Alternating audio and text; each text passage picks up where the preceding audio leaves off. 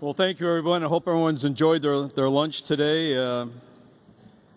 We're about to kick off into the town hall, and our moderators today is a gentleman I think everybody here knows, or if you don't know, you're about to know him pretty quickly. He kicked this thing off, this whole conference off on Tuesday with a tremendous, or Wednesday, I guess it was, time's flying, Wednesday with a most vivid description of the challenges facing the United States and her allies and partners in this global environment that continues to evolve as we go forward. Ladies and gentlemen, I'd like to present to you the Dean of the Fletcher School of Law and Diplomacy at Tufts, Admiral Jim Stavridis.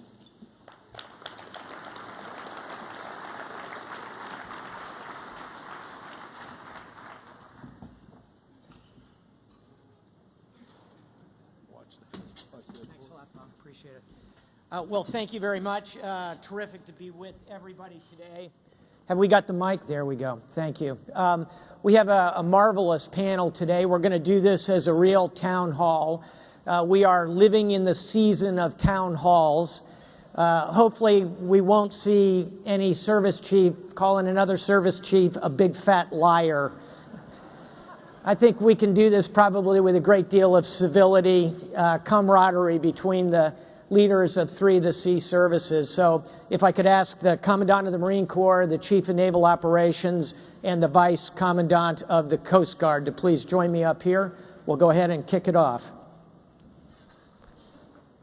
Great to have you here, Commandant. Yeah. The Commandant just said he is not going to sing either. Good. Hey, sir. Good to have you here. Sink in. Well, what I thought I would do is take the moderator's prerogative and just kick off with a question or two for each of our panelists, and then we'll just kind of open it up to the audience and see where the conversation takes us. So, as we think about this particular conference and the confluence of technology and innovation and its applicability in each of your services, can I ask each of you to say a word about technologies that you think are particularly important? Commandant, we've talked about the air-ground integration so central to your strategy and ideas. Can you start us off on that? Yes, sir. Thanks. First, thanks for all the folks for putting this, General Shea, FCA and West, for putting the conference together. Opportunity to be here. Good to see you, some old friends. I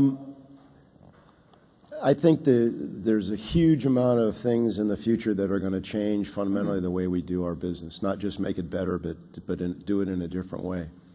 So there's the part that we don't know, and there's a part that we're doing now as far as digital capabilities, tablets, interface with airplanes, man-unmanned interface, things like that. And so I think we've got to move that way. We're doing a number of experiments with air-to-ground communications. We're going to take a unit, 3rd Battalion, 5th Marines, for the next year, and they're going to be our experimental platform, if you will, and we're going to give them capabilities and do it in an efficient way, which I think is giving it to Marines and let them figure out, because they're our best developers and experimenters. That said, I think at the same time there's something we have to pay attention to, and I was talking to General Shea about this. Because of our adversaries, our potential adversaries' capabilities, what is our critical capability and our center of gravity can also very quickly become our critical vulnerability. Yeah, exactly. And so how do we protect the network? How do we protect what we've got and enable ourselves to leverage the communications and the weapons systems that we have?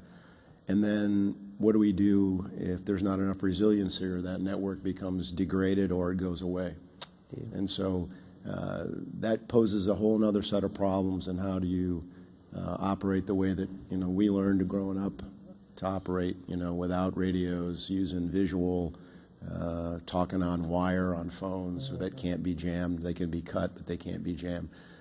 So go into this with our eyes wide open, but be watching over our shoulder to make sure that we're not just kidding ourselves that we've got a capability that doesn't have risk. Let me press one more round with you, Commandant, if I could. First of all, the idea of using an entity as an experimental platform, I think, is terrific. And I'm going to ask the CNO to bounce off that in a moment, based on his background working at the old Joint Forces Command and Innovation there. Mm-hmm. But Commandant, could you say something about virtual training, as in virtual training? How does that fit into the vision? I think the training systems we have, as far as simulators and simulation, are pretty good for individual task condition standard, for air crew, for individual, for drivers, for even firing individual weapons, gunnery, things like that. I think the thing that we're looking for is, where's the equivalent of our holodeck, where a fleet commander or a division commander or an air wing commander can go in and get a rep. Mm-hmm. Right now, that almost requires the actual provision of the real stuff, which is really expensive. And so, if many of you have read the book and probably saw the movie Ender's Game, where's our Ender's Game battle lab kind of thing, where we can not just give our leadership reps, but we can actually find out who the really good leaders are. Yeah. And I know that it's going to happen. Mm-hmm. And I think also looking at ourselves, there are some things that we have that I'm not sure we're leveraging, because we haven't written it into the training manual that says, okay, before you do this live, you have to do, the aviation's community is much ahead of the ground side on this, but because they would never fly a sortie in the training and readiness manual without flying the thing multiple times in the sim. Mm-hmm. The ground community's got to catch up to that, because we can't afford to not take every opportunity to be successful when we do it live, because we just can't afford to, we don't have the time or the money, the ammunition to do it again. So when we get that chance to do it live, we got to at least have the highest probability it's going to be effective and successful. Powerful. So CNO, want to pick up that thread a little bit, both with technologies that really matter, innovation, and also maybe a little bit of the great work you did, I recall, as a one-star back at the Joint Forces Command. Well, first of all, I think I just want to echo General Neller, and I said it this morning during my pinch hit morning session, that I think this conference is just terrific. And so bringing everybody together, active duty, industry, you really do, I mean, this is an innovation lab in and of itself, right? All of these connections are being made, these deals being done, and I think that things like this are extremely valuable for building those partnerships. Where I'm focused, looking forward, certainly there's these information technologies and the whole business of information management, which is going to be so fundamental to our way forward.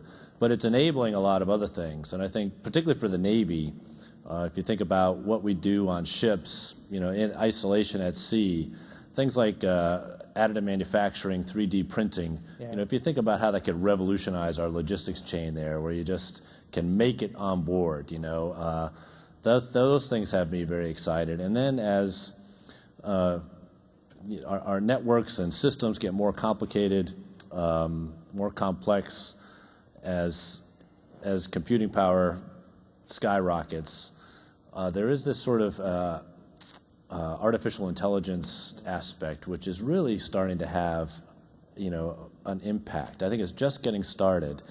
And that leads you to the next challenge, I think, that we have to address in the Navy, which is, what is the future environment for collaboration between man and machine, right? People and machines. Mm-hmm. And so, we've got a lot of people who drive, for instance, and I think that is a skill set that is just, it's on the decline already. If you haven't heard it, the rate, the derivatives are all in the downside, and we just, as just an example, we just don't want to have a lot of drivers standing around wondering what they're going to do now that their vehicles are being driven by automated technology.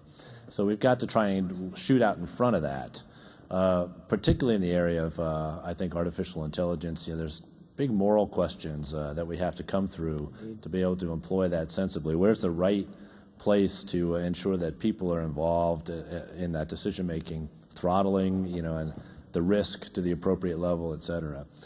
With respect to managing innovation, I'm sure that you've read. There's all sorts of models. There's kind of the Joint Forces Command model, which was terrific as a center for innovation, and there are others in the private sector, Bell Labs and other places. But what we're also seeing, by virtue of everybody being connected, is kind of this democratized approach to innovation, where you have these people, just because they're interested, they self-identify, they're super users. Eric von Hippel has this book called Democratizing Innovation, and if we could just tap into all the super users out there in the Navy and even beyond, you talk about Ender's Game. There's a monstrous online gaming environment right now.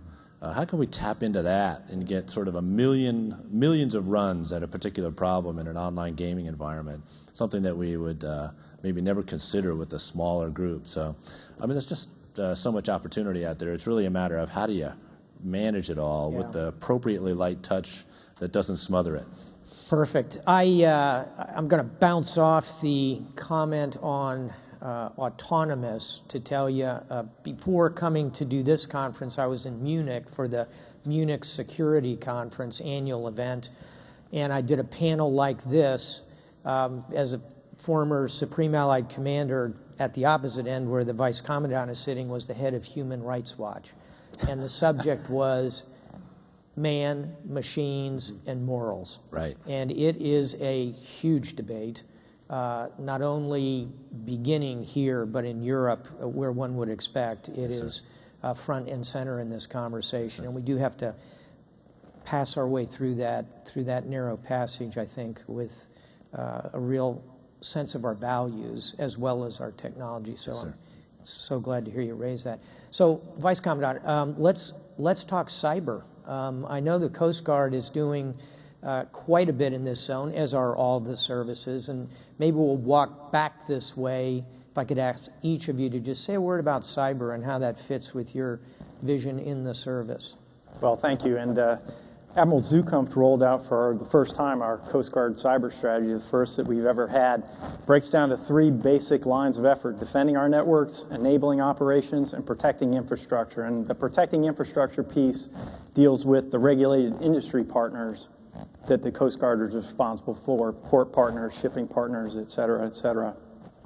Our commandant believes, and I believe too, that we're uniquely positioned in cyber for a federal agency. We're both a military agency, so we ride on .mil, but we're also a law enforcement agency and a member of the Department of Homeland Security, so we're deeply burrowed into .gov, plus we're on .com with our regulated industry partners. So we bring what the Coast Guard always brings to the fight, a unique array of authorities, and we bring that into cyber as well. And it's intimately threaded throughout all our physical world mission sets. There's no question about it. As a matter of fact, I think one of the Commandant's major challenges is going to be creating the culture in our organization to allow us to operate in cyberspace and treat it as an operational domain. I can tell you the Coast Guard, probably like many federal agencies, is kind of a foot in both camps of, this is an IT support function, get me a new mouse or a display, one of those things. Or is this an operational domain where the basic risk calculations, the situational assessments should be done by operators? And I think this Commandant recognizes that it's the latter, but to actually mission the organization in that direction is going to be a significant challenge. One thing I will say for our industry folks out there is the technologies that you bring into the fight, the awareness of those technologies that are available to the Coast Guard, I think are going to be a part of the solution that's going to allow us to thread this needle and to demonstrate to the operators that this is not just a mission support function. This is operations. These are operational tools. These are operational risk assessments that are integrally related with the other operational risk assessments that you got. But we're on the first step of the 1,000-mile march, as Mao would say, but I think we're headed in the right direction under Admiral Zukunft's cyber strategy. And are you creating a specialty in the Coast Guard? Are you going to have cyber Coast Guardsmen, or will this be a subspecialty that people have?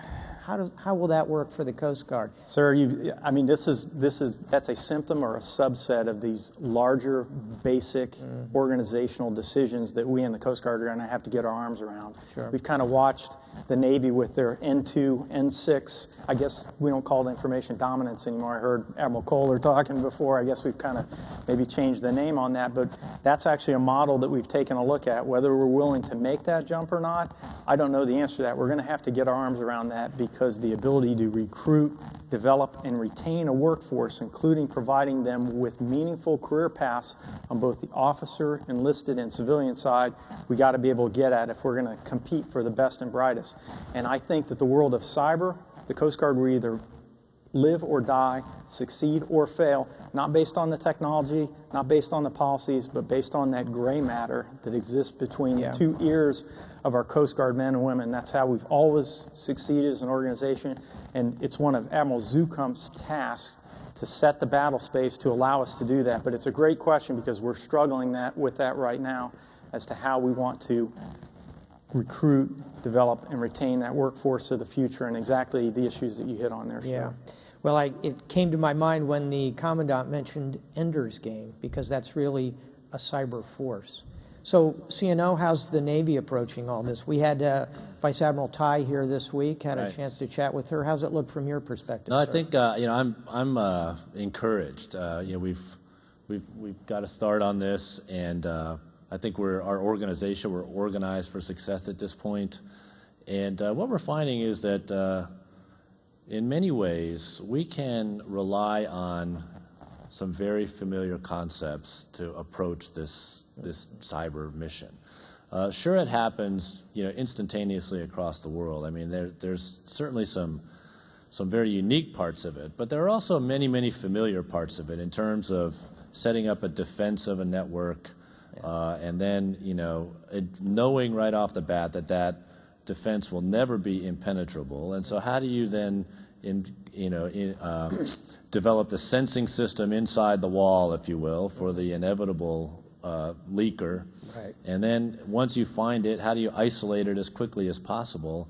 Those fundamentals we have in our seawater systems, we have them in our electrical distribution systems. We know how to do this sort of thing. And so what we found is that once we sort of calmed down and studied the problem a little bit, there are many things that are new about it, but there are many things that are familiar about it. And so we're trying to demystify it a little bit, to the point that the Vice Commandant made. We're starting to recruit people. We've got cyber mission teams that are standing up, and they have different focus areas, whether they're protect or what have you. And we're starting to deploy those, and we're learning even from that hey, maybe our initial model wasn't quite optimal for as we settle in and practice it. And so we're open to changing that if that's where the data and experience takes us. You can't grow it fast enough. That's the one thing. You just bring these people in, and then there's a significant amount of training to get somebody up. At the end of the day, that force may or may not look like the folks that are manning other parts of the Navy, but we have to be open to all these possibilities, because it's absolutely vital that we have an effective force there. So, Commandant, the cyber warriors of the Marine Corps, they're still going to have high-end tights? They're going to be Marines. Exactly. There are certainly there's a lot of talent out there, but whatever they are, they're going to be Marines. They're going to meet the standard of being a Marine. But I think I'd just make 3 points, Admiral. First, we've already mentally accepted the fact that it's the fifth domain of the battle space. We're fighting. There's cyber fighting going on right now. I mean, our network's under attack. I'm assuming many of the business folks out here commercially, your network's under attack. So there's fighting going on right now. And these cyber mission teams that CNO mentioned, we're all on the dot to provide those to Admiral Rogers and Admiral Haney at Stratcom. Organizationally, we watched what the Navy did, and we've formed a information warfare command that's being run by our MAR 4 cyber commander, Brigadier General Laurie Reynolds. And Part of that organization is our director for intelligence and our communications. So we got intel, comm, and cyber in a kind of a collab, and we're just starting to figure out the power of that. And then the question is, how do you drive that organizational change down to the MAGTF? Is it a staff function? Do we take radio battalion and comm battalion and intel battalion and split them out and make them a information warfare command? Do we in the G3 have a G39? We've done a lot of different things, but eventually we're going to have to close on that and snap the chalk. And we're going to do that. And then we're going to have to figure out where we're going to get the Marines to do that, because I think we all believe we believe we're underinvested in that. We just don't know what the number is. And then the last part is the training piece. With all due respect to many of the military members still on active duty in here, they're much younger than I, so I can say this, but they grew up in an environment in OIF and OEF where they assumed that they had 100% comm, that they assumed the network was accurate, that they assumed the server was going to work and the computer was right and the GPS was accurate and the radio, the SVoIP, wherever it was, Merc Chat worked 100 over 100, and if it didn't, they all just kind of turned into a big pile of goo. And as opposed to when we grew up, that if the radio worked half the time, we were ecstatically happy. And I was the only one, in Iraq carrying a flash signal mirror and a whistle, just because that was what was in my pouch. Exactly. I never got it out from 1982. But we're unplugging ourselves, because we realize, and the MEF commanders, division wing, MLG commanders realize, hey, turn it off. What are you going to do? Turn it off. It doesn't work, or we can't trust it. How are you going to train for that? And so we have to have a way to train for that. Is we have to change. It's just a mindset. We can't assume that it's going to be there. We're going to do everything we can to protect it and make sure it is. Sure. But I don't think we can count on it, whether it's, the Navy's back to doing celestial navigation. We're still, you still got maps, still got compasses, and we have to retain those skills. Wonderful. I'll close out the cyber piece by simply pointing out, again, going back both to, I was in Davos the week before and then in Munich for the security conference. A big part of the conversation is offensive cyber activities. And again, it ties to the questions of, is it moral and ethical to attack the electrical grid of a country, et cetera, et cetera, et cetera. So we have not only the train, equip, and organize ideas that all three of you have articulated, but I think also these larger issues we're going to have to wrestle with. So let me kind of spin operationally in two dimensions. And if I can, I'm going to start with you, the balance of op-tempo. And I know you've been doing a lot of thinking about this. Our forces are coming off extraordinary decade of combat, more than a decade, 15 years.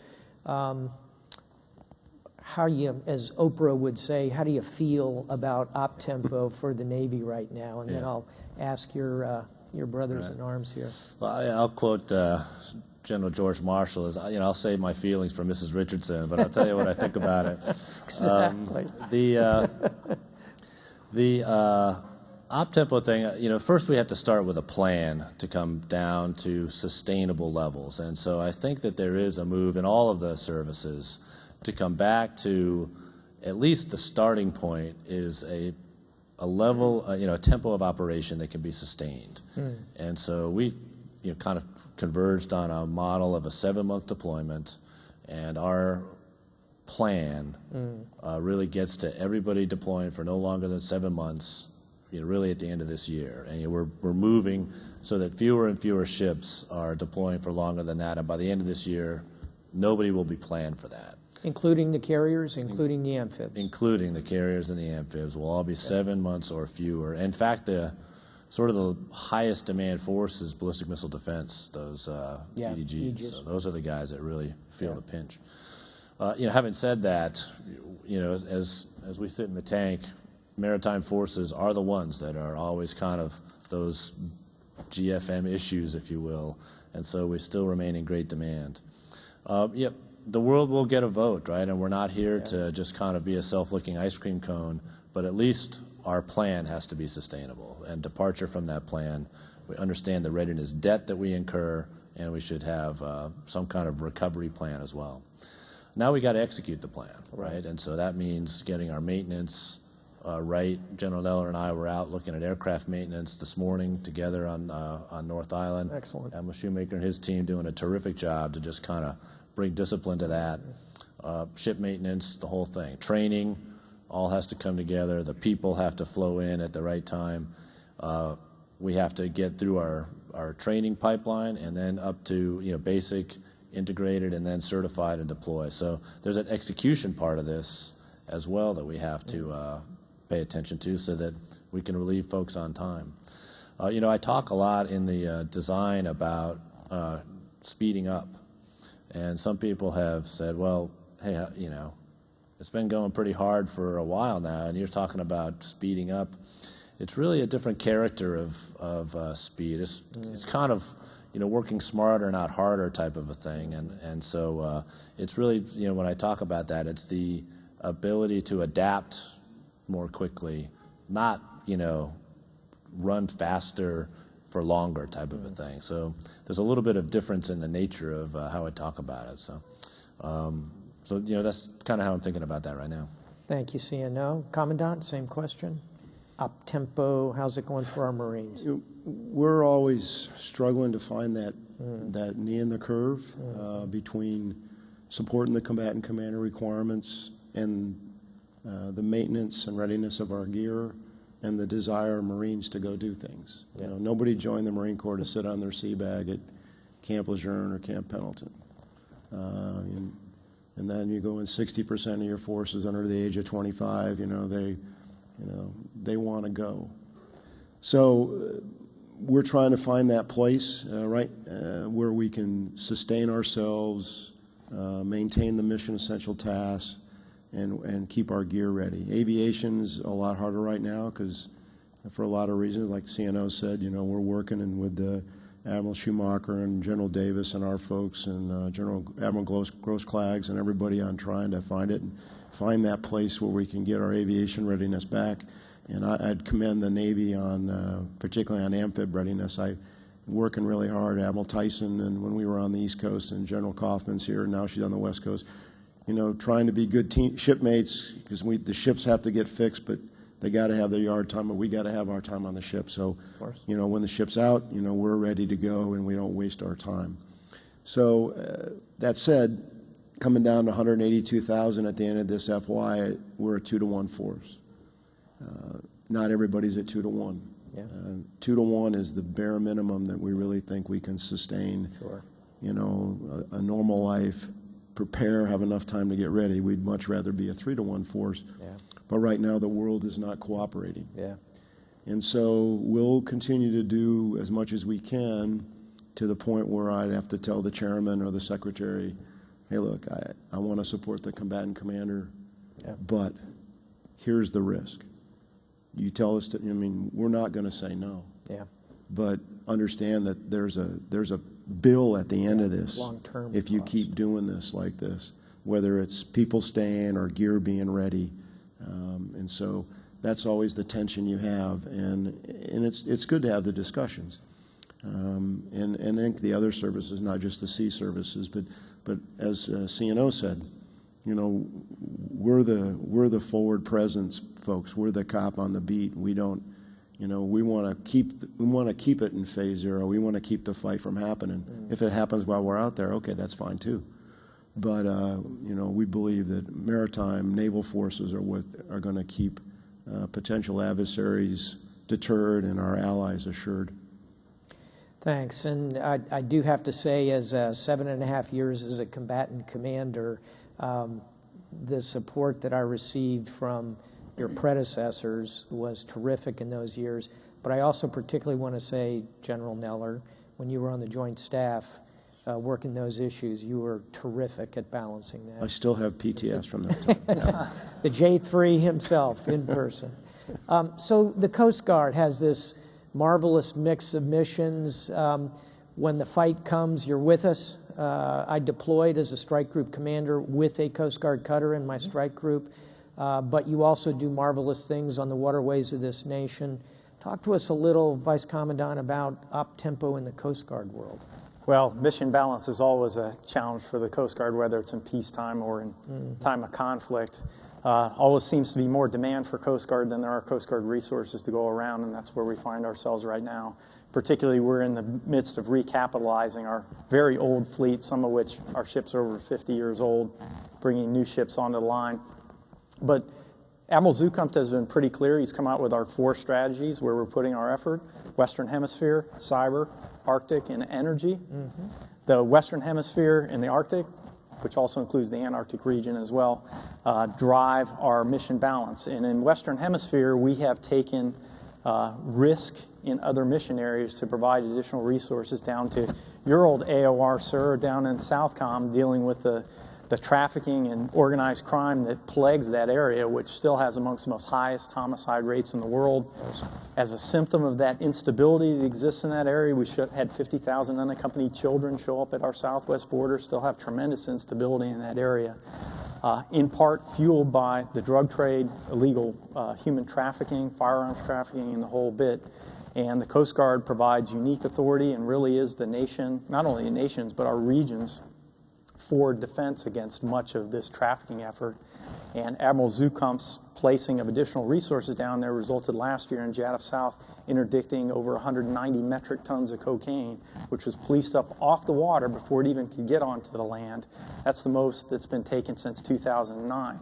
And it's not just about the cocaine, but that is a primary funding source for these transnational criminal organizations that create death, destruction, devastation in all the nations to our south, much less our own citizenry, when it brings up here, and it creates, insecurity at the border, which, you mentioned about the elections before. I mean, this is an electoral issue.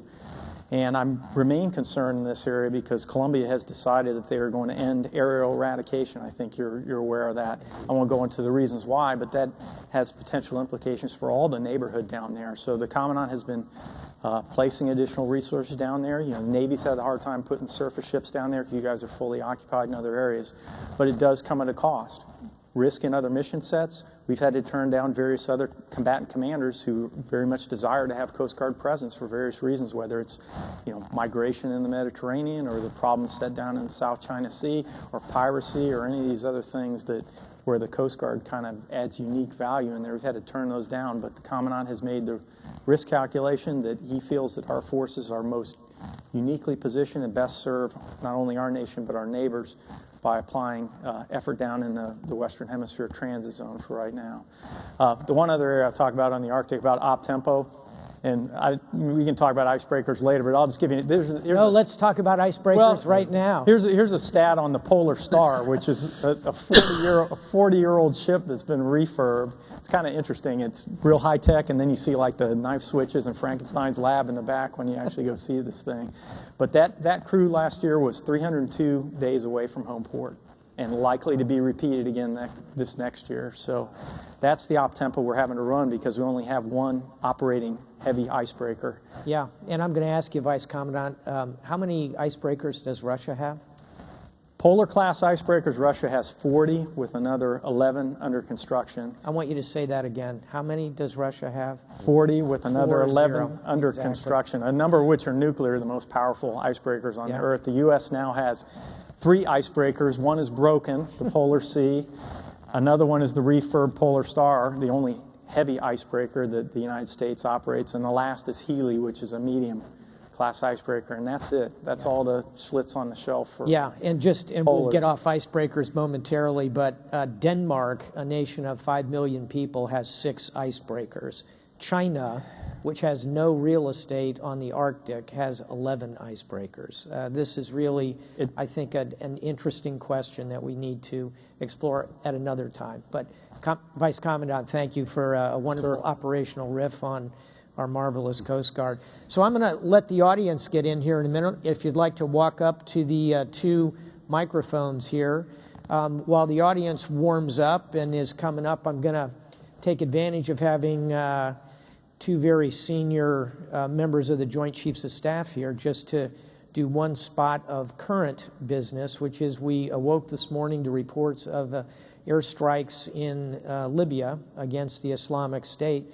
Can I ask the CNO and Commandant not about that specific issue at all, but the campaign against the Islamic State, kind of the Navy's role and the Marine Corps' role as you see it unfolding, recognizing that all of our crystal balls are a little cloudy. And as members of the audience want to come up, we'll take some questions. Yeah. Bob, you want to take a first stab there? Okay.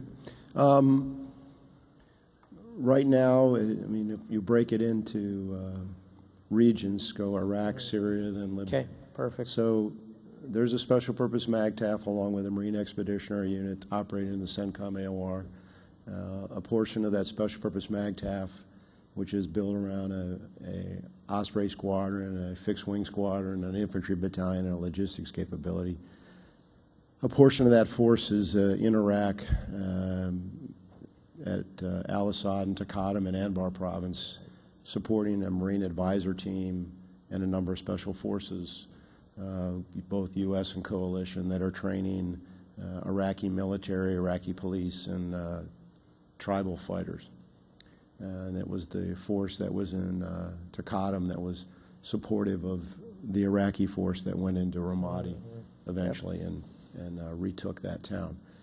There's also some Marine, there's also a MARSOC, Combined Joint Task Force Headquarters, or SJOTF, that's being led by a Marine colonel named Andy Milburn that's operating in and around there. So we've got Marines that are part of the Joint Force working for General McFarland over there. The aircraft that we have operating in the region also are part of the strike campaign. Where they're bombing, I don't track on a daily basis, but more in Iraq than in any other areas. As far as the Syria op, there are Marines that are just part and through the force structure there. On the Libya thing, my guess is we've got another special purpose MAGTF that's actually in support of AFRICOM, but it's kind of multi-based in Morone and Italy and then actually in Romania, some Marines in Bulgaria. And so normally when there's operations with aircraft or people that operate in North Africa in and around, those Marines are there to provide a potential reaction force or a trap. Sure. So my guess is, depending upon what the platform was that did this strike, that those Marines were on step to go recover those any air crew that may have had malfunctions or something. So I think everybody's frustrated to some degree about the speed of the campaign. Although when I talk to Marines and I've talked to some folks over in the last few days, they're actually pretty upbeat. Good. I don't think that. I think there's a lot more good things going on.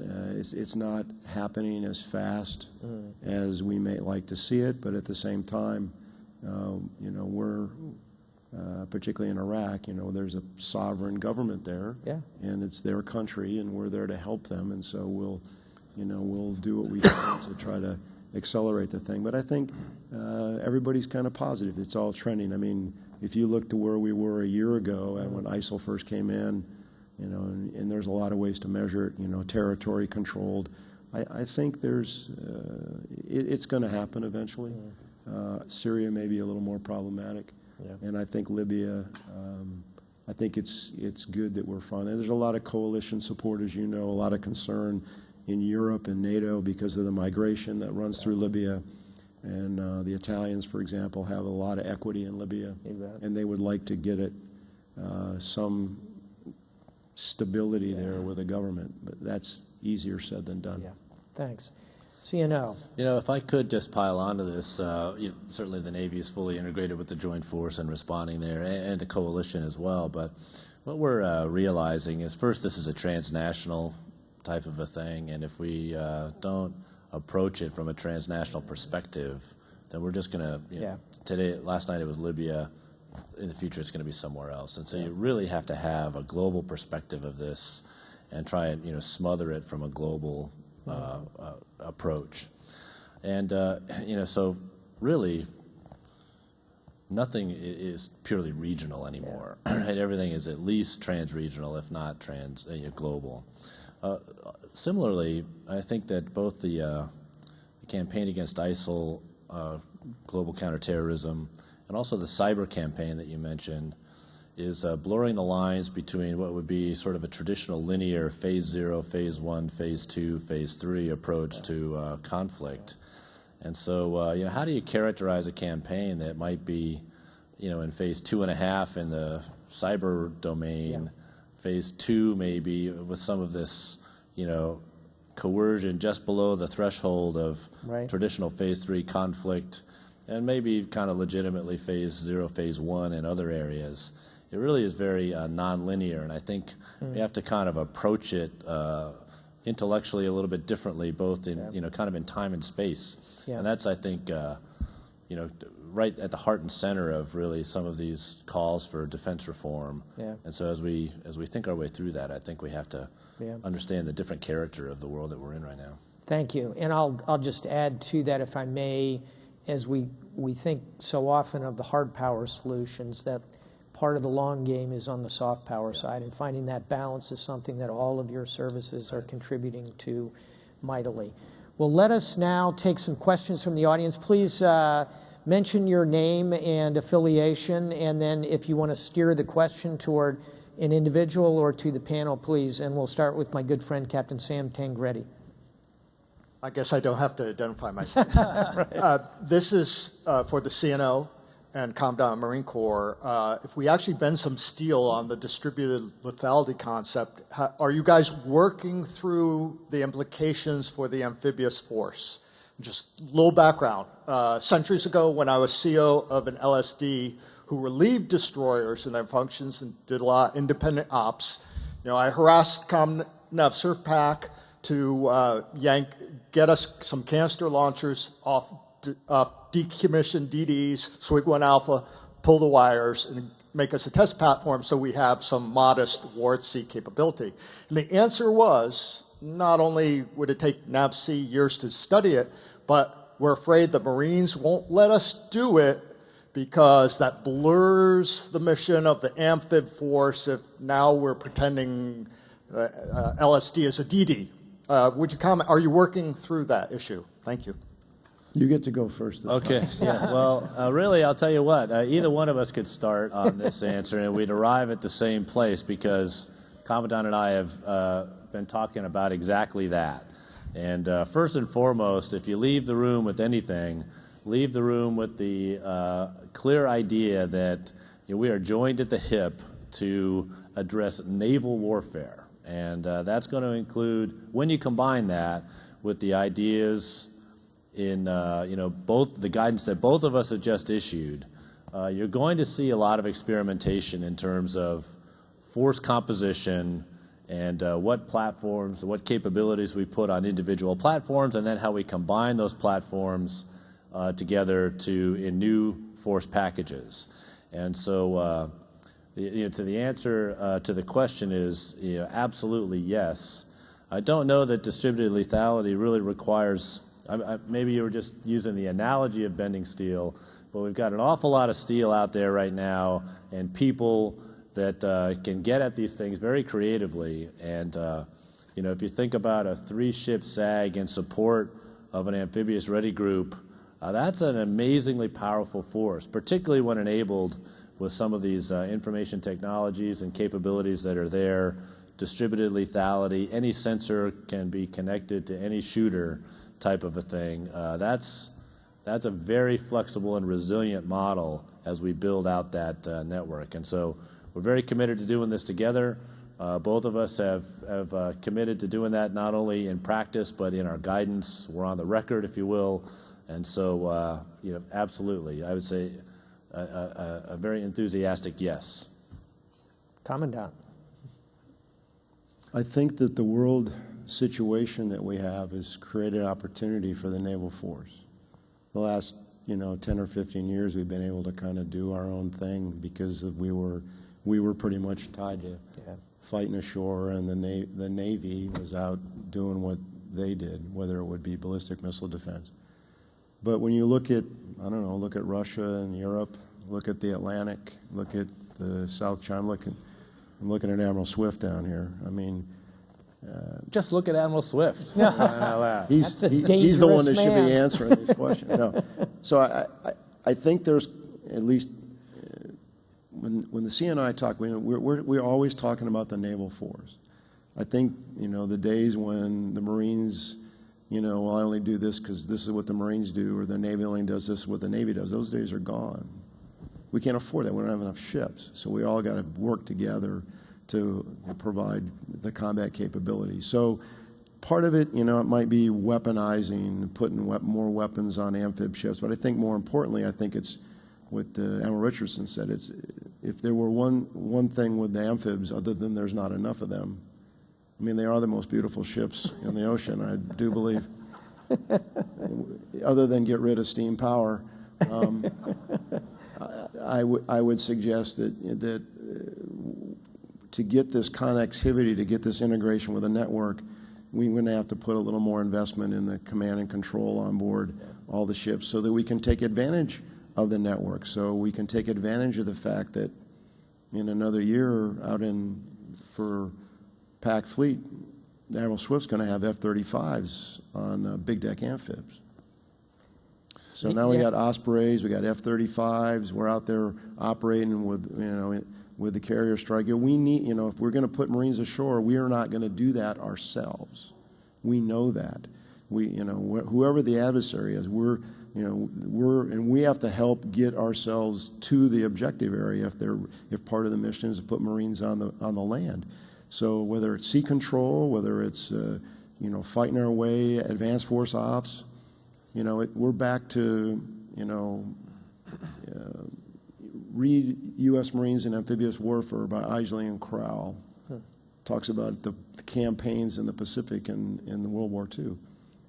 And we're never going to get to that scale, but the same ideas, the same teamwork, the same cooperation, the same willingness to experiment, adjust, and change, that's where we're going to go. CNO, you wanted to? I just want to kind of come in on top of that because he mentioned the F-35. The thing that's going to drive this and take it to the next level is the Joint Strike Fighter on both of those platforms and in the Air Force. And the capability that brings, particularly the situational awareness and the just this ability to sense and communicate, is going to stitch us all together. And you combine that with Aegis Baseline 9, and you've got just a tremendous, very resilient network. Yeah. And we need to expand that to the amphibs, but it's that JSF that's going to bring us all to this table. Yeah, I agree. That's the centerpiece, and the mix and match capability is really extraordinary. Sir. Libo Liu, Voice of America. I have a question on the cyber issue. Admiral Stavridis, I think you have advocated a separate joint cyber force. So I wonder if each service chief present here would agree with that, to have this part of work be done by a separate command or separate cyber force, rather than tasking them individually for this specific, very difficult task. Thank you. Vice Commandant. Well, like I said, I think we bring unique authorities. As a member of the Coast Guard, I'd be happy to participate as part of the joint member. Like I said, Coast Guard operates substantially on .mil, .gov, and .com. It's the only member of the Armed Forces that sort of does all that because of our unique character. We'd be happy to participate in a joint force. I think it makes us stronger, and I think that's the way to go. That's my view. CNO? I think just the opposite, actually, that this is, well, not the opposite of the Commandant, opposite of the proposal implied in the question. I'm right with the Vice Commandant all around. Good recovery. Yeah. I think that this must be integrated, right? If we have a completely standalone type of a thing, it's going to be just that much more difficult to integrate it into operations, into the planning and the execution, the debriefing, all of that. And so while there are potentially some unique skill sets and capabilities, it's through that deep integration into the fundamentals, the early, just the basic ingredients of warfare going forward that I think is going to make cyber achieve its full potential. Commandant. We actually do have a single command on Title 10. We have Cybercom. Admiral Rogers is also Director of NSA, is also commander of Cybercom, wearing his other hat. And we all have components that support that. And we also have combatant commands and other forces that we support. So Admiral Richardson's correct. It's a very integrated team. Now, will Cybercom no longer be a subunified command? Will it become a separate component? That's something that's probably going to come out in discussions that there's been a lot of hearings with the Senate Armed Services Committee on Goldwater-Nichols, revision, review, change to Goldwater-Nichols, and I think that's something that'll come out of the discussion. But right now, I think we're in a good place, but we have to grow our capability in support of the integrated joint cyber force, because there are certain, as Admiral Stavridis said, the most difficult thing with cyber is not so much the actions that they do, it's the authorities and permissions and the legalities because of kind of the unique nature of that domain. It's kind of hard to bound it because it crosses into commercial, private, personal, business, and everything. And so it's a very difficult problem, but we're making progress. I'll just make the point to specify that I have not advocated for the immediate establishment of a cyber force, but rather that now is the time to have the conversation about it. And I will make the point that if you go back about 100 years ago, the analogy would be air forces. And many of the arguments of integration and it's got to all flow together, we heard those in counter to the idea of an air force. Yet today, I don't think we could imagine our military without an air force. I suspect in 50 to 100 years, we will say, of course we need a cyber force. But that conversation, as you see by the variety of answers right here, is really just beginning. Again, as though we were 100 years ago just learning to fly airplanes. We're just starting to understand cyber. I'm going to go right over here and then back to this gentleman, please. Thanks, Admiral. Lieutenant Roger Misso. I work in the Pentagon. Gentlemen, thanks for being here. I'm sorry you work in the Pentagon. It's nice to see everybody in San Diego. In fact, Roger, I know exactly where you work, so you better be merciful with this question. On the topic of innovation, it's interesting to note that some of the topics that you've raised today, like additive manufacturing, the Fleet Battle Lab, and autonomous systems, were introduced and championed in many cases by junior officers and enlisted, and certainly will be used by junior officers and enlisted when we look a lot like you and fight the wars of tomorrow. As we read this morning on the Naval Institute blog, these organizations... Was that a compliment or not? I don't think so. Just keep taking, Roger. You're doing fine. I got you, sir. You're never leaving the Pentagon. Great. Organizations of these JOs and junior enlisted, as we read this morning in the Naval Institute blog, seem to be on the decline, and we're losing these individuals to attrition rather than, say, having a mechanism to make them GS-14s and 15s and project leads of these projects that they've introduced. CNO, I guess, where do junior officers and junior enlisted fit into your innovation vision? Well, Roger, you know that I'm walking this walk as well, because we've had these conversations in the hallowed halls of the Pentagon. I think that the best result is going to come from dialogue, and the cadre of very young, digitally native, if you want to say, millennials, if you want to say, there's a lot of tags that have been used, but it's just a tremendously energetic and talented pool of people that know things that that have come up since we were active in that world, and so we need to learn from that. So we need to tie into that and organize that. The organization has to be, again, such that it's not a smothering type of a thing that squelches the very innovation that it's trying to stimulate. On the other hand, and we've had these conversations as well. That mentoring relationship also is very valuable, and so as we have these conversations, certainly we are open to the terrific ideas that super talented cadre of folks has, but also we have to be teaching, right? And there's things that we can offer as well, just from experience and perspective and those sorts of things. And that, I think, is going to create that really exciting relationship between two ends of a career that will allow us to be as fresh and current and take advantage of all of what's new, but also inspire this generation to stay, Navy in my perspective. We talk a lot about, and you can read a lot about what inspires and what are the expectations of the generation, and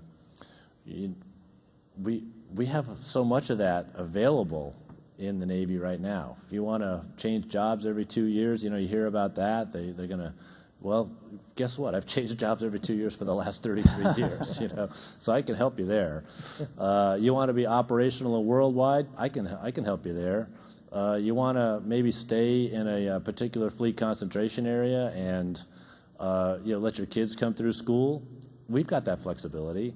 And so our self-talk and our ability to connect our detailing world with the values down to the individual level of each one of our service members, I think is another a part of this covenant that we have to map our options to your values as personally as possible.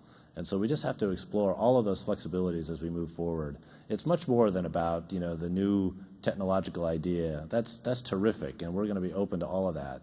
But it's these personal relationships. That's what the shared values and the communication of that. That, I think, Roger, is what inspires people to stick around and continue to serve. Great. Thanks, sir. I'm going to take from the head nods by the Commandant and the Vice Commandant. They're in agreement. We have time for 2 more questions, and I'm going to ask both of the 2 gentlemen here to be very brisk and brief in your question. Go right to the question. Thank you. Absolutely. Thank you very much.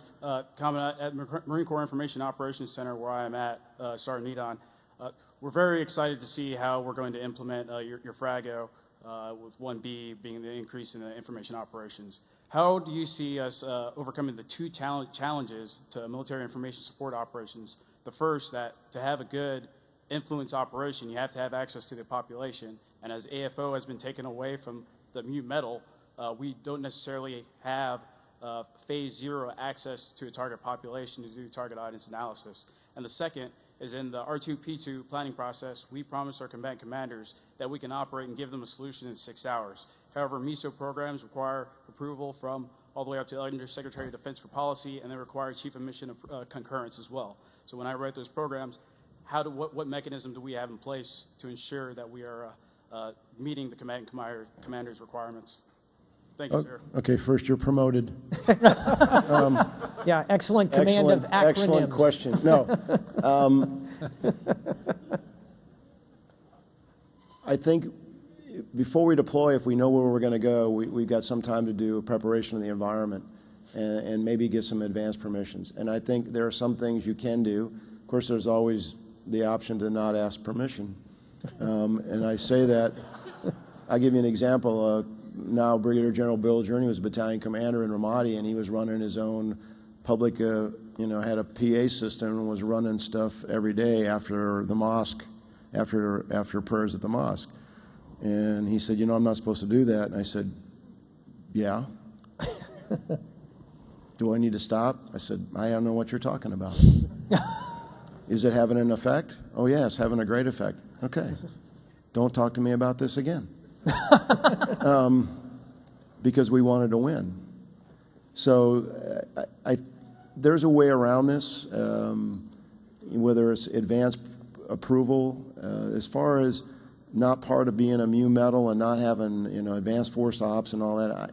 I'll have to go back, and General Kaufman's here, and he'll have to school me up on this. But we do this. I mean, the naval force, the ARGMU, the naval force that's out there has got to be prepared to go to any country within the region, and they've got to have, maybe pre-approved products or general things. I can also tell you that, and Admiral Rodriguez mentioned it, that everybody thinks the Pentagon is really slow, and it can be, but I've also seen it happen. Yep. If it's important and there's a mission, yep. I can tell you, I get stuff done in an hour. Yep. From the J3 to get ink on a piece of paper from the Secretary of Defense.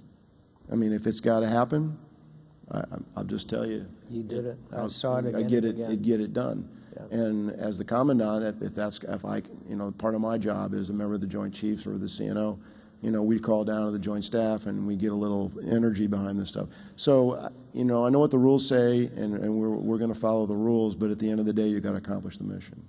Can I pile on to that real quick? Please do. There's an element in this design about partnerships, and one of the partners, if you will, is understanding our place in the interagency.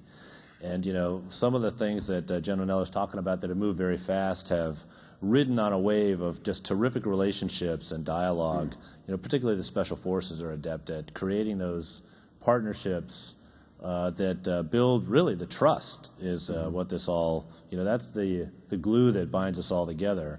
And so it's, I think, extremely important that the first time you go to talk to someone is not for permission to do something that's, a dicey operation in a timely manner.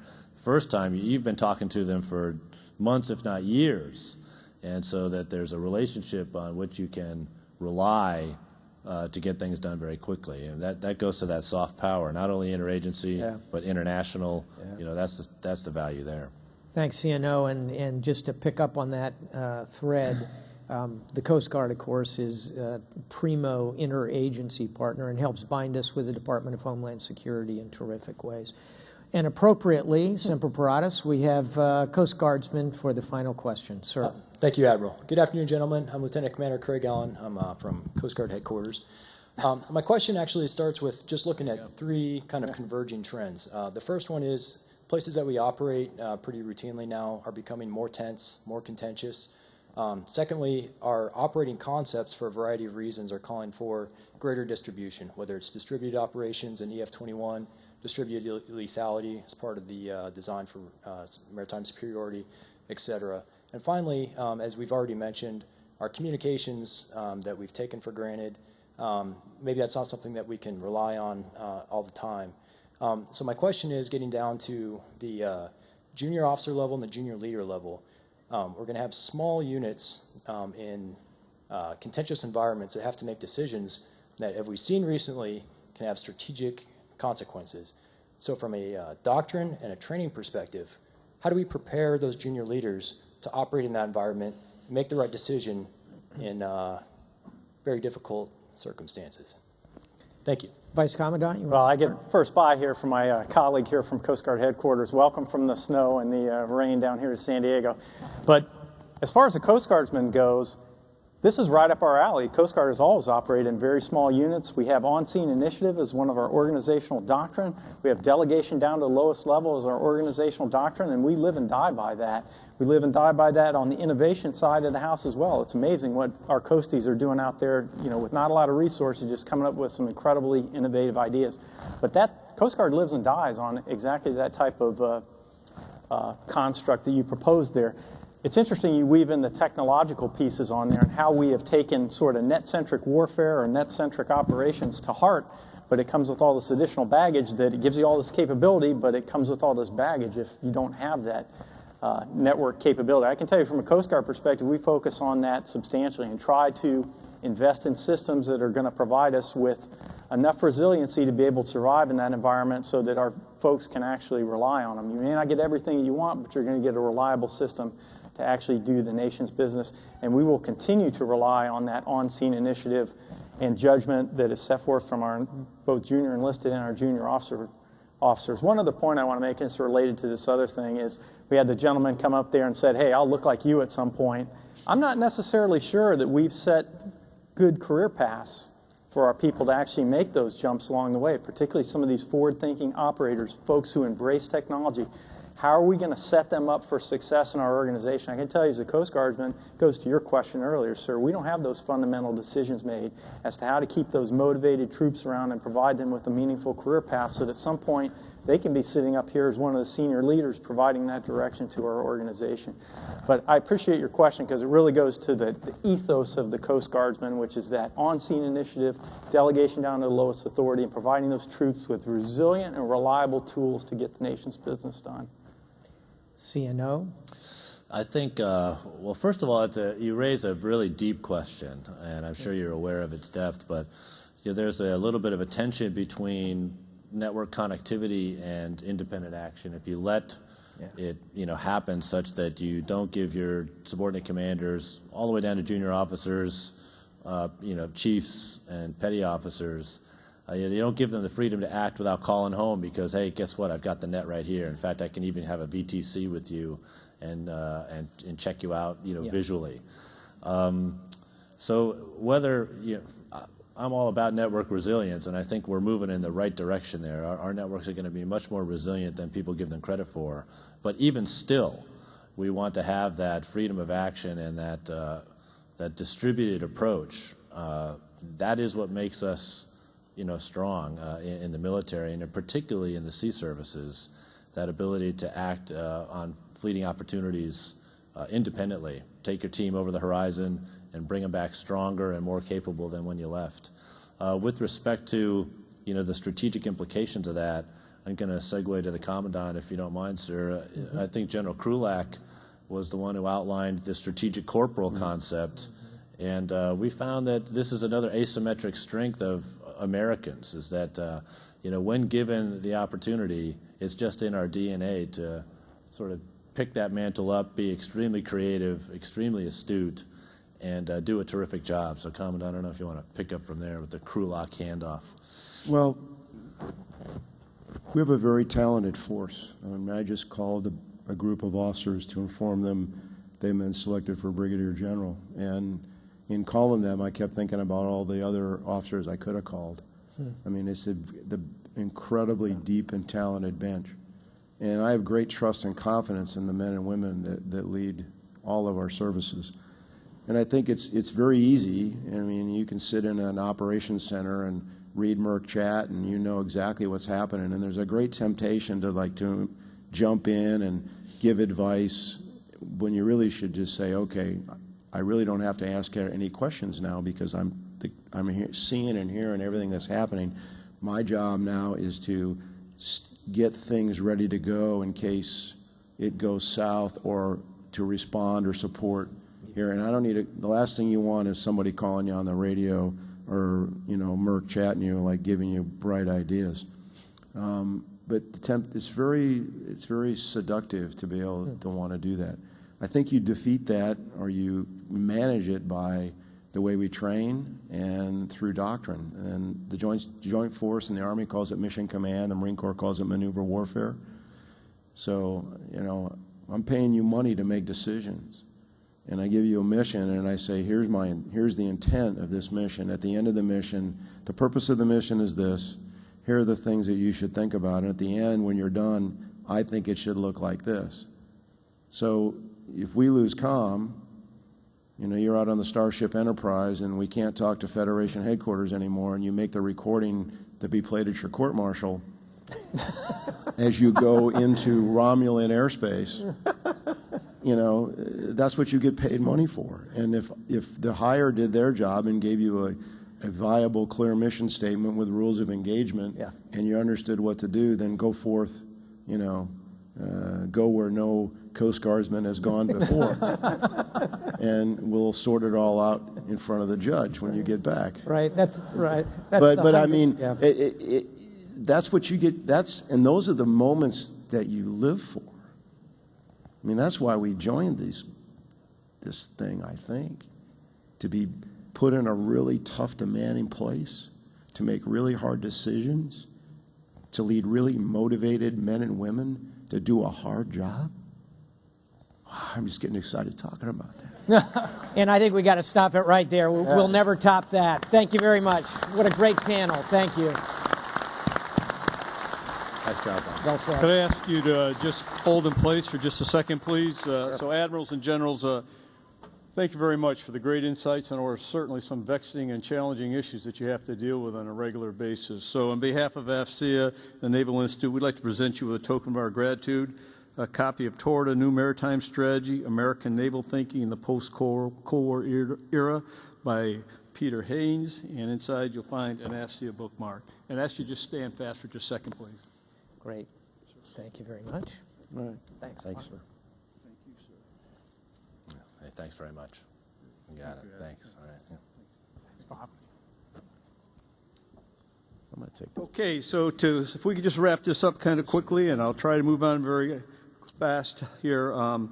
Before we close, on behalf of our longtime shipmates, the United States Naval Institute, AFCEA, the Naval Institute led by Pete Daly and a great team that he has, and the entire Naval Institute and AFCEA staff, I'd like to thank you for all of you out here today, as well as our partners. And I'm talking about the many volunteers who helped put this thing on that are out of sight, out of mind in many cases, but certainly without their support, this event never could have gone on. So thank you all very much. And the sponsors and the patrons. Without industry support, an event like this just can't happen. It just cannot happen. You're instrumental to what we do. And our Department of Navy, Marine Corps, and Coast Guard, and our allies and the partners that we have throughout the world. We've had several of them come in here for this event. And this has been a tremendous week, healthy and thought-provoking discussions of evolving concepts, while at the same time remind ourselves of the many lessons that were learned in the past, the legacy lessons that still carry a lot of weight going into the future and bear review. And there have been demonstration of new and emerging technology, and throughout this whole event, discussions, exhibits that can only make our naval forces and our partners and our both national and international stronger as we face the dynamic global challenges as we move forward. And it's especially comforting, from my perspective anyway, I'm sure many others out here, that we're addressing the challenges of the future, recognizing that we've got a knowing and understanding adversary, and that we're prepared to take on the challenge, the technological challenges, and the consequences of that technological advantage that we have, because they certainly know what our advantage is and they're going to go after it. But it really was heart-rendering to see that people, our leaders, our military and government leaders really understand that we're going to have to face some challenges in the battle space that we haven't had to face in recent years. I'd like to particularly thank the leadership of the services at the various levels out here who have put their support fully behind West. You're what made this a success. And please step by the Naval Institute and the AFCEA booths if you haven't done so already to learn about membership. Sign up online at afcea.org or the United States Naval Institute.org if you don't have time to stop by. The costs are minimal to join those associations, and the benefits are very, very many, as I think you can see from here today. And finally, the Naval Institute and AFCEA look forward to seeing you at West 2017, 21 to 23 February 2017, right here in San Diego. Safe travels, and thank you to everyone.